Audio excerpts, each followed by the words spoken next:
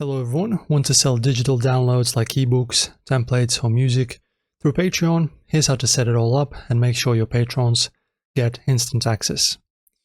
So step number one is going to the website, of course, going to my page, then edit page.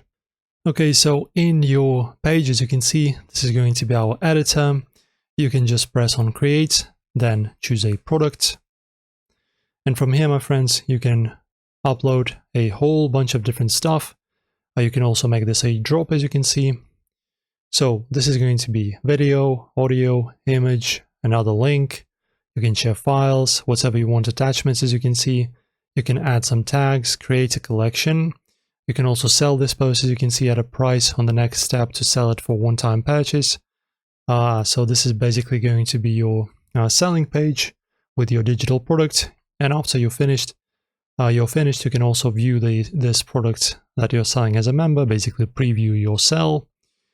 Also, when you create your product, you can include stuff like monthly ebook, for example, downloadable PDFs, downloadable PSDs or exclusive MP3 tracks.